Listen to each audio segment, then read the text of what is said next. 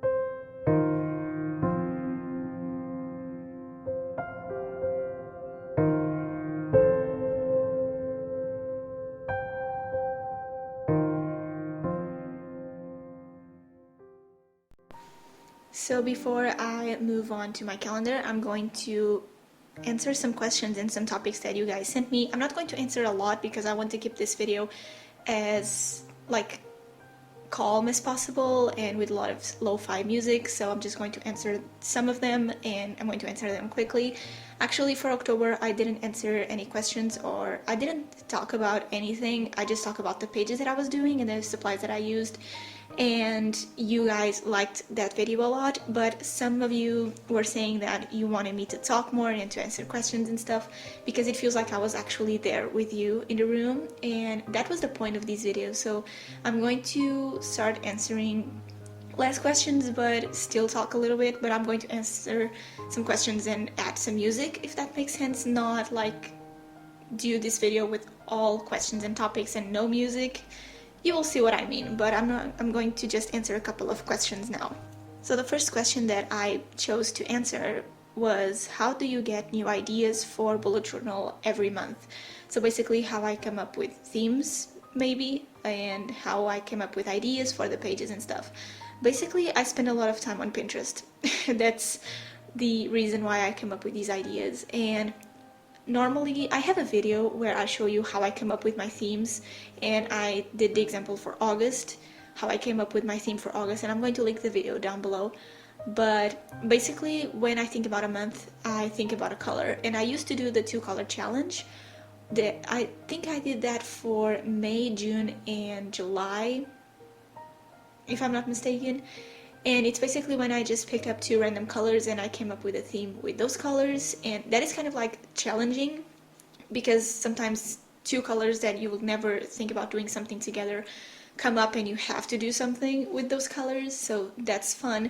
But normally I think about those 2 colors or in a random color. Like for this theme I picked up black and I decided to do a theme with black and white.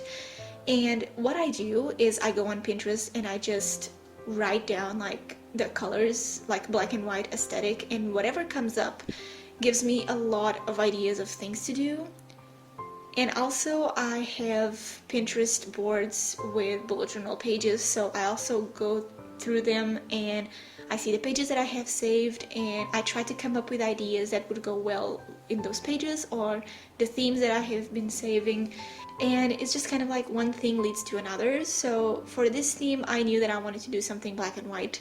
Then I decided to search for line art, and then I started searching for black and white grunge aesthetic on Pinterest, and these pictures started to come up, and I decided that would be really cool to do like black spots with the grid, but that didn't come out really great when I was sketching it. So I decided to just do the grid, and whenever I use a bunch of pictures I like to do a grid because I think it looks better. So then I just gotta draw the grid on my sketchbook and I put up the pictures, and there is no like stages for me to think about a theme. It's just like I want to use a color and I try to come up with a theme for that color. It's never the other way around. But sometimes I also think about elements like fruits or astrology, or I don't know, but if I want to do a theme like with peaches, I'm going to try to come up with a theme with peaches, and I'll probably search on Pinterest like peaches aesthetic or peaches Tumblr or peaches or peaches minimal, something like that, peaches bullet journal, and whatever comes up it starts forming like a mental board on my head, you know, in my mind, and I just kind of start sketching and I start using the different pens and trying different titles and styles, and that's how I come up with themes. Now, I plan my themes a lot in advance, so now it's like the 24th of October, I already have my theme done and I need to start planning my December theme next week or the other week. And I spend a long time planning, like 2 weeks sometimes, planning and visualizing the pages and make sure that I like the pages and that it makes sense, they are great, you know, they look fun, they look interesting to do in my bullet journal. And it's not like I came up with a theme today and I film it tomorrow type of thing. No, I take a long time to make sure that the pages make sense to me, that the aesthetic is great. I always do like test pages in another notebook to see how my theme would come up if I would film it right now, and that really helps me to create the visual idea of my bullet journal in my head and see if it makes sense. So that's how I come up with new ideas. Pinterest helps a lot, and just searching on the explore page on Instagram helps a lot. Watching a bunch of YouTube videos from other years also helps. Like, just surround yourself with inspiration. That's what I do.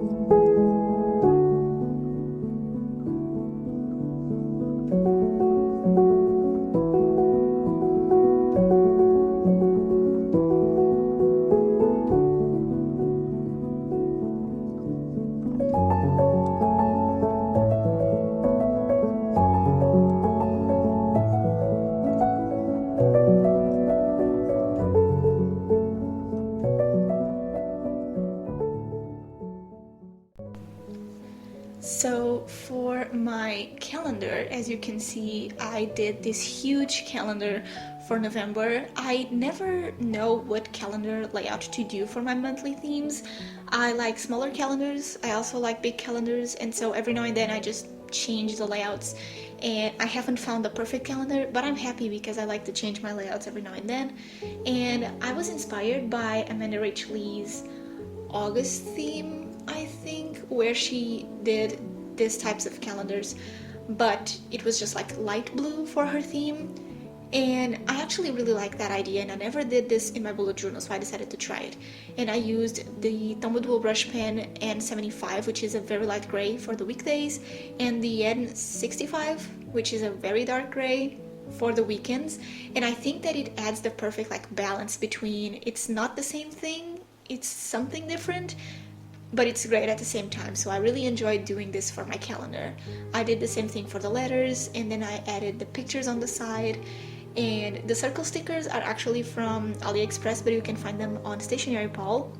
They are extremely inexpensive, and you have a bunch of circle stickers with different shades. This roll that I'm using, it's like light grays and black, and I just love it, and it's perfect for this theme. I'm going to show you the stickers, all of them, in a couple of next pages, but these stickers are just so great. I really love them.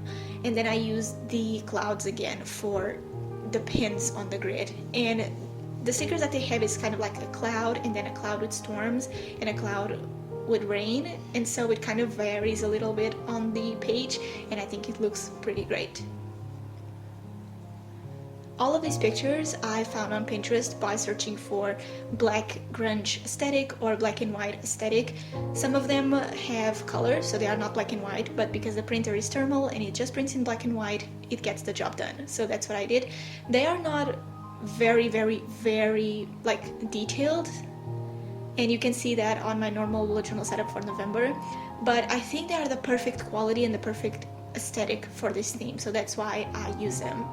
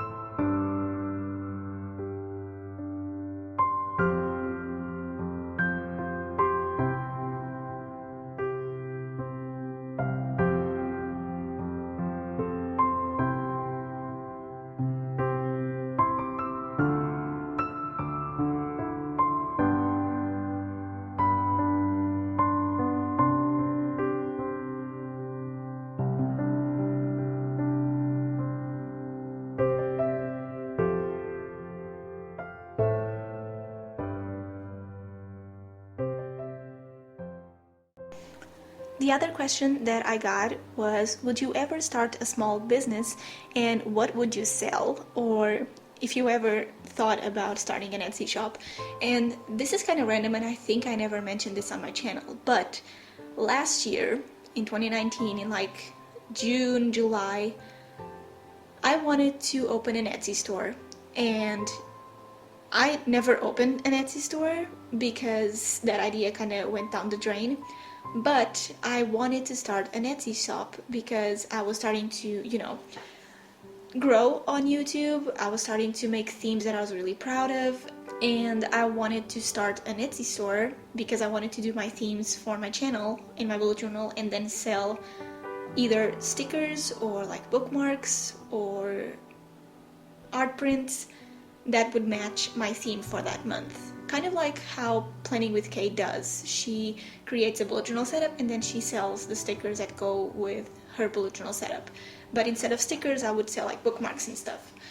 And that idea went really badly because I started my job in August. So I finished my certification from Cisco and then I went to my job right away. So the idea of having a YouTube channel, a job, and a store was out of question. So I decided to not really open my Etsy store, but I had plans. I had everything planned of how I was going to do the things and how I was going to sell it, whatever I was going to sell.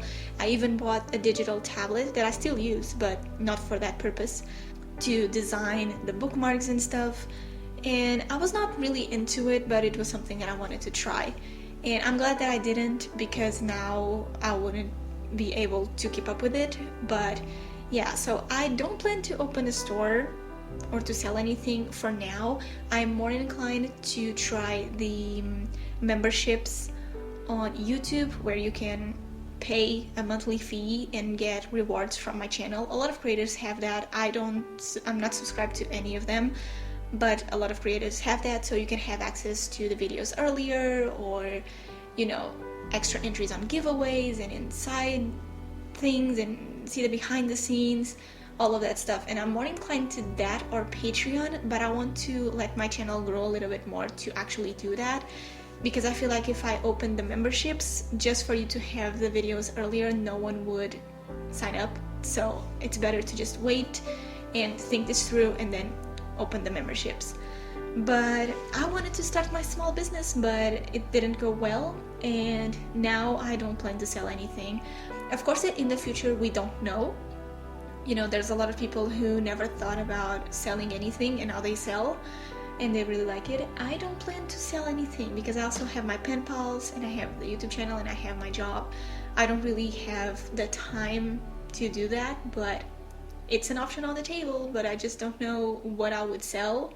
So yeah, let me know if you would like to see me selling something and what, because I'm kind of curious to see what could I sell in the future, but I don't think it's for now. But yeah, I think that I could come up with an Etsy store someday. I don't know, in the future, maybe.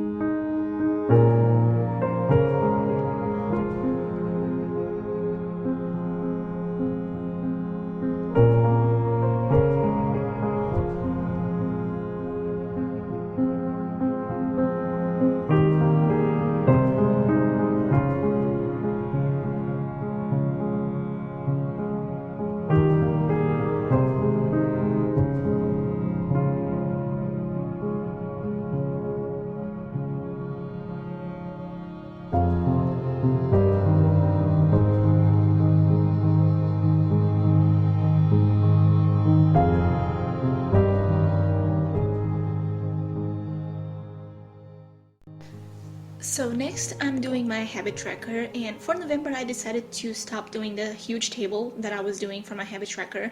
I gave myself 3 months in my bullet journal to focus on various habits and to track different things and to make sure that I was paying attention to the right stuff. And now that I did that, I know the things that I don't want to track anymore and the things that I want to focus more. And it's kind of like you can track a lot of things, but you will not pay attention to all of them. And that's why it is important to sometimes track a bunch of habits so you can make sure that you're tracking the right stuff or that you need to work on something else. And then kind of do less and less habits so you can just focus on the more important ones, if that makes sense. So I was tracking a bunch of stuff, and this time I decided to only track 10 habits. I think that I was tracking about 20, or I was tracking almost 20 habits, and now I'm just tracking 10 because some of them I don't need to track, and others I'm just like not going to do them anymore because they are not giving me anything in my life. So I decided to stop doing them and stop tracking them in my bullet journal, and I'm just going to focus on these 10 habits. I decided to track my water intake, if I drink coffee on that day or not, if I eat junk food on that day or not, my skincare, because that is suffering a lot. I don't have acne or anything, but I can see when my face is like, please help me. And so I want to, take care of my skin often. I also tracking when I take my vitamins. I'm not a vitamins person, and I really want to try to take my vitamins on a daily basis and not just like whenever I remember that I have my vitamins to take. So I'm tracking that. I'm tracking when I work out and when I stretch because I need to do that more often. I'm tracking when I'm journaling, and that includes bullet journal and doing pen pals and stuff because I want to do that a daily thing. If I don't do a pen pal on that day, at least I'm going to set up my weekly spread or update my bullet journal or something, but I just want to journal every day. I'm tracking when I'm taking some time for myself, like for watching anime, to be with my friends, to watch a movie in the living room with my parents, something like that, but taking time for myself often. And I'm tracking my pill and my period because that's girl stuff and it's important to track. So that's what I decided to track for November. I'm going to focus on these habits more in November, as well as on my goals, as you saw on the other page, and I'm going to show this page all filled in at the end of the month on my Instagram.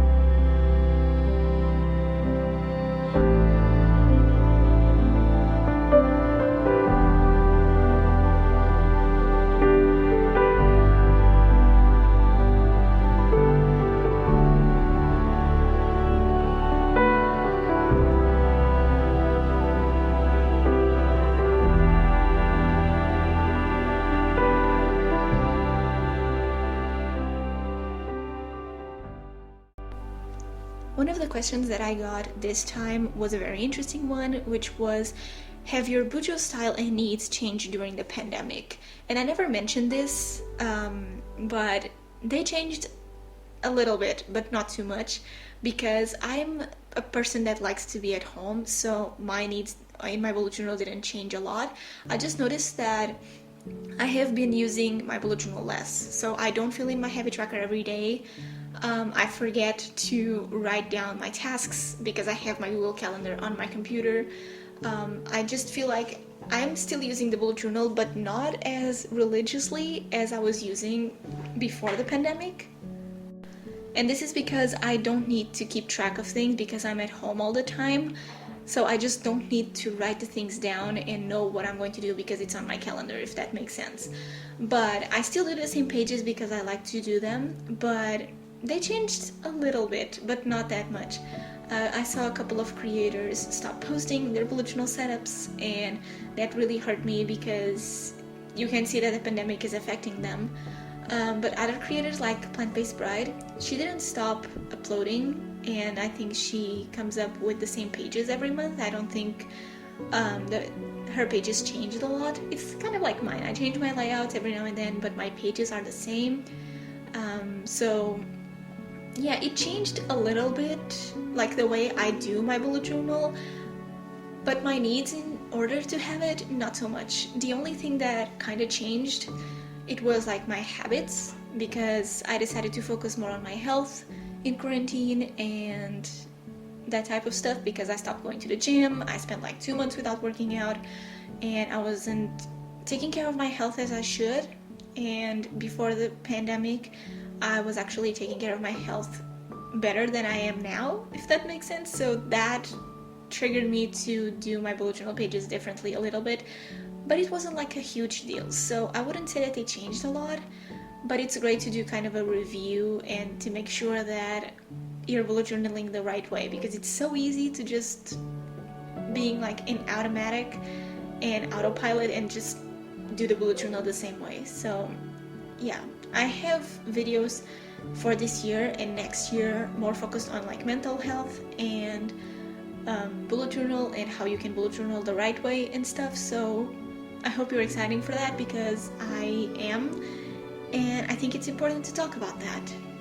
Feel free to mention in the comments how has your bullet journal changed, if your needs changed, if you felt the need to change something in your bullet journal. Leave them down below. I love hearing your comments and reading them. So yeah, my bullet journal didn't change a lot, but I would love to see how yours changed.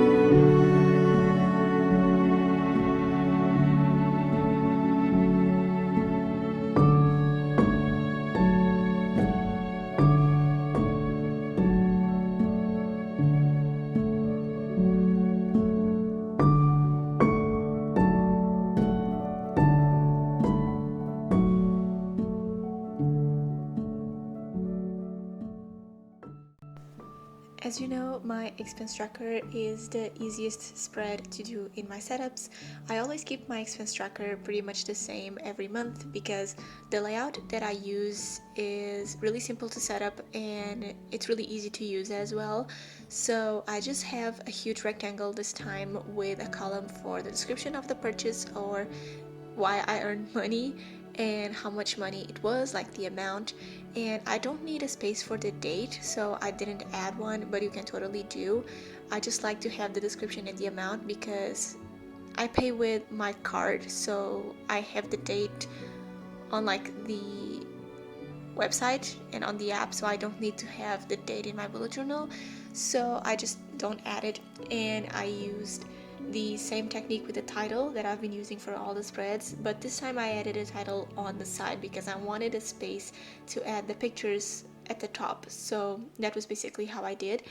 How I use my expense tracker is like when I make a purchase, I just write the description and the amount, and then at the end of the month I put everything in an Excel sheet so I know how much money I earned, how much money I spent, and kind of like the balance between the two. And it helps a lot with my finances because I don't live alone. I still live with my parents. I don't pay the bills. I just pay for my car and for gas and for my subscriptions and my stuff.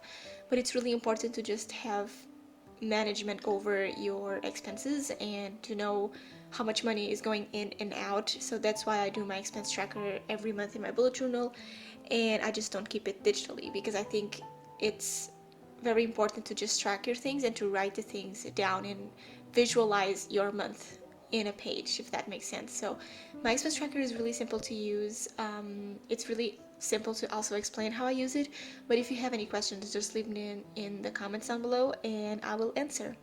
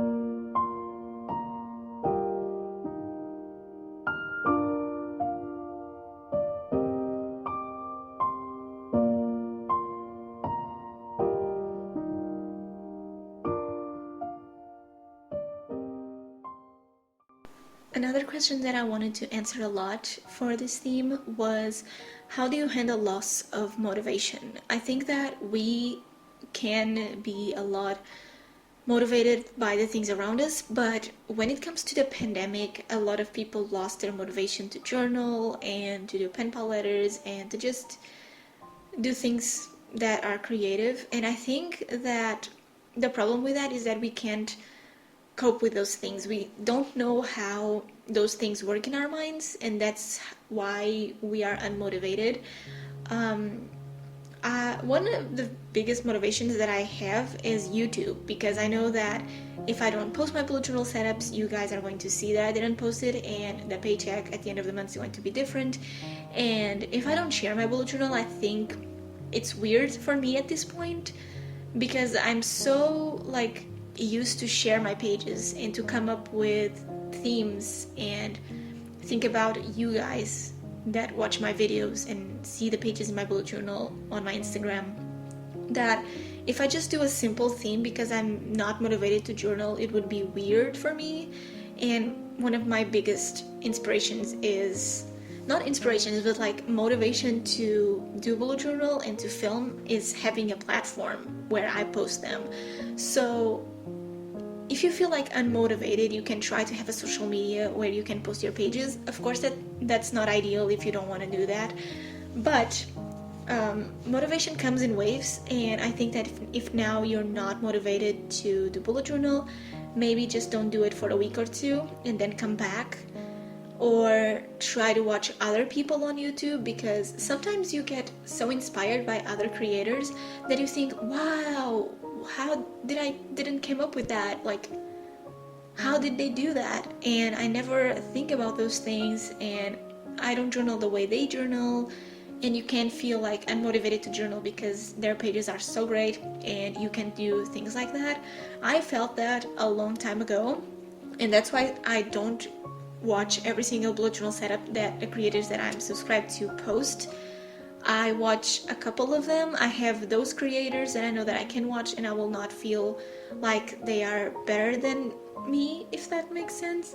Like, their pages are very simple. They don't go like super far away to do bullet journal pages. They keep it simple, they keep it perfect, and even though I would get inspired by them to do a page in my bullet journal, the page will not be the same. So those are the bullet journalists that I watch the most and frequently. And other creators that I watch the videos and I'm like, oh man, I should have thought about that. Oh my god, that's such a great idea. And now if I do it, I feel like I'm going to copy them. I don't watch them a lot.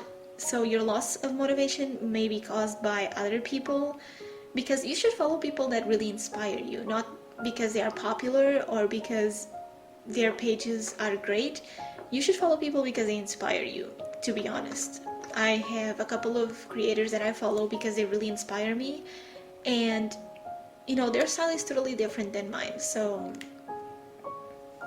yeah, I think that loss of motivation is really bad. For me, how I handle it is, if I'm not motivated to journal, I just do something else. And I don't think about it, I just move on to something else. And I try to come back to it a couple of days later, and sometimes I'm just not feeling it and I go another way. So this is kind of like how I do with themes. If I want to do a theme and I'm just not feeling it, I just think about something else. I think about other themes, I think about other pages, I watch other creators, I do a big refresh on my Pinterest boards, and that really helps with the motivation, because sometimes you're looking at the wrong side of the thing, and that's why you're not getting motivated to do it, if that makes sense.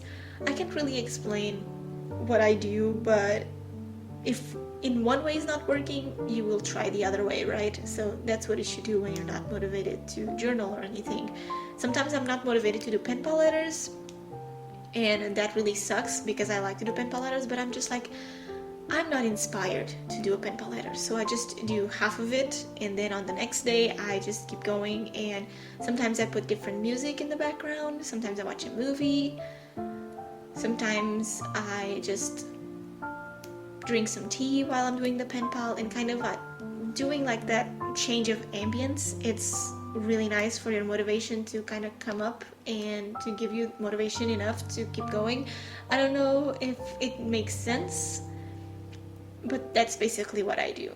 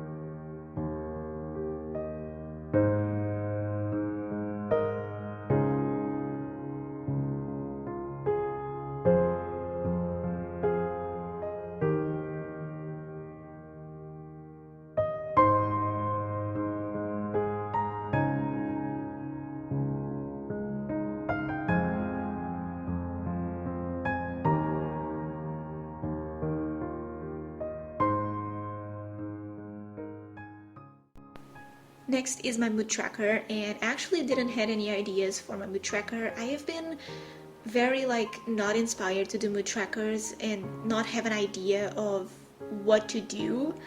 So when I did this board for the mood tracker, I thought that it was perfect. So I basically did this big rectangle with 30 days, and I was inspired by those good behavior boards that we had when we were kids in school, and you had to put a star or a green dot or a red dot in your board to just track your behavior.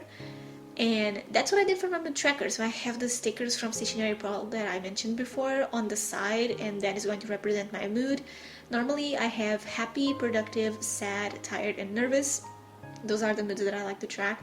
And I'm going to just take one sticker from the roll and just stick it into my mood tracker. It's not the most creative thing for a mood tracker, but it's really simple. It gets the job done, so that's what I did. Because I have been very uninspired to do mood trackers. I never know what layout to do, and I never know how to fill it in and to make it interesting.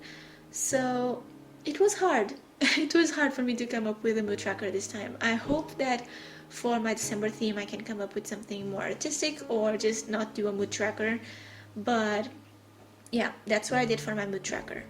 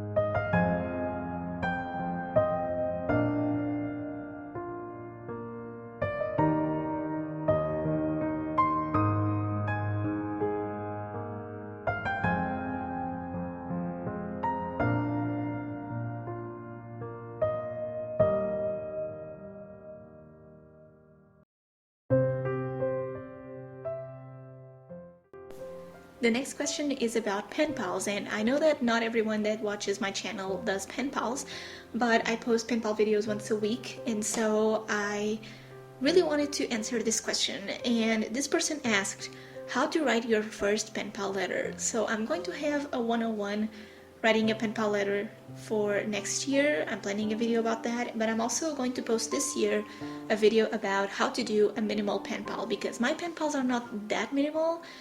I don't think that they are really extra, but they are not minimal.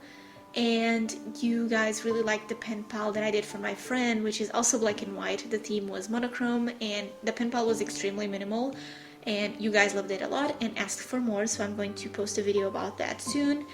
And basically, to write your first pen pal, I would say that if people don't write to you first, it's a bit harder to write them first, because when they send you a letter first, which is in my case, my pen pal send me the letters first and then I answer, and then they reply and we keep going with the exchange.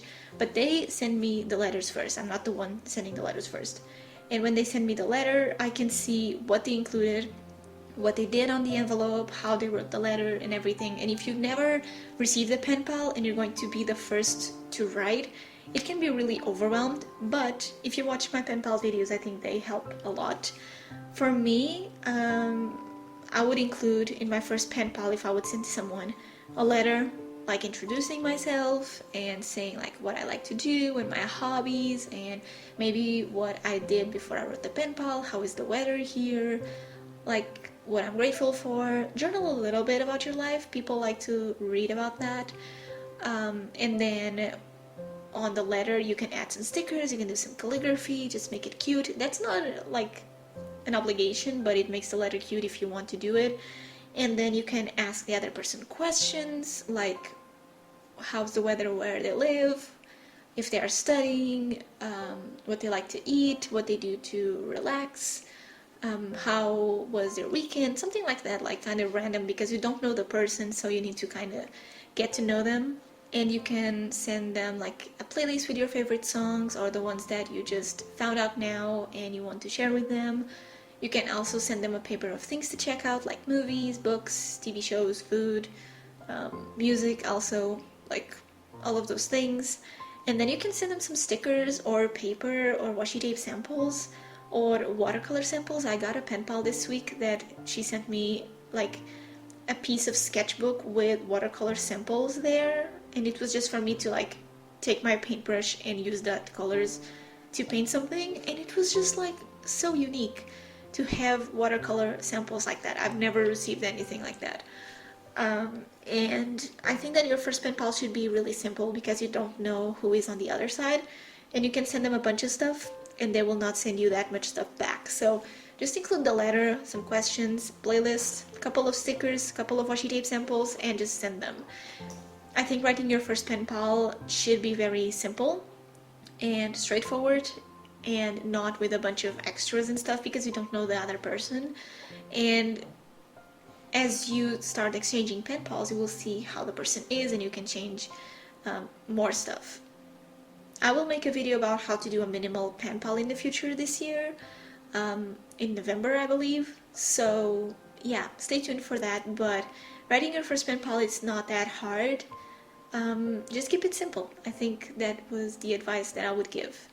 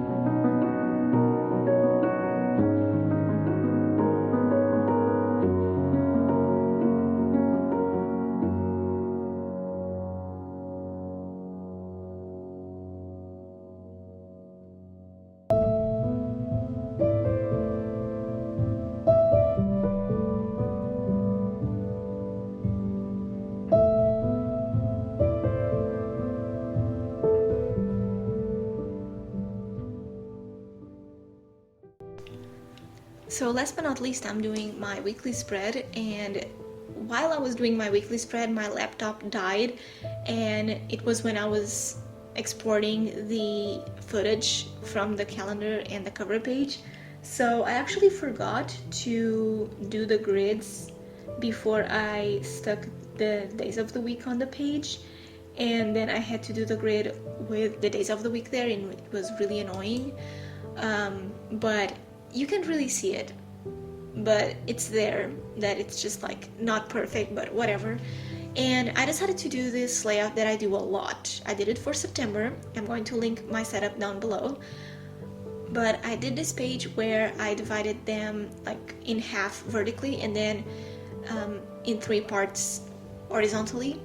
And in this, like, you have 6 parts in each page, so you can do like 3 with the day and then 4 on the other page with the days, and then you have a lot of space for the decorations and, for example, a calendar or a to-do list, or, you know, a quote, anything you want.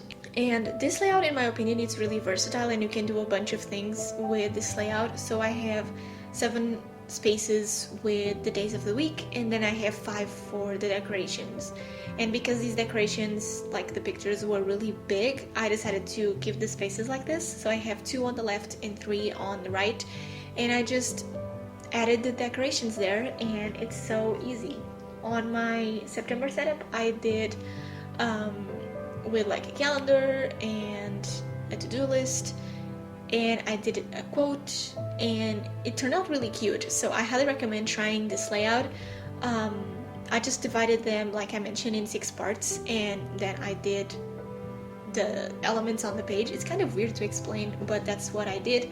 And when it's like messy themes and themes that I can play around a lot with the elements, I love doing this layout because it's so easy to fill in. So that's what I did for this weekly spread.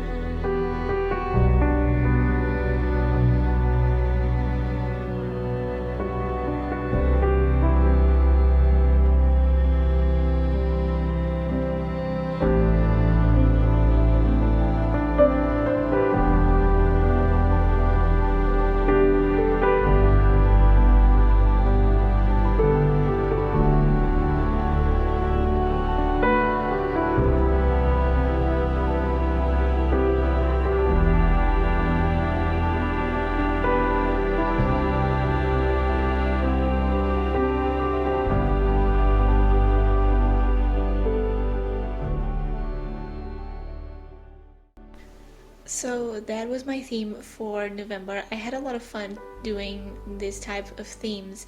I really want to do more of this in the future, and like scrapbooking and collage themes in the future, because I really enjoy them. It's not really my thing yet, but I think I'm getting there, and now I'm just going to show you the flip through of all the pages. I apologize again for the missing footage on this theme. I am still not over it because it really hurts to spend hours doing a theme and then it's gone, but whatever, I can't do anything about it. But I hope you enjoyed this theme anyways. I hope you liked the theme and the pages that I did. Subscribe to my channel if you haven't already, like this video, and comment down below whatever you want to comment. If you like this video, if you like the questions, if you want me to just do more of these in the future. And I'll see you in my next video. Bye guys.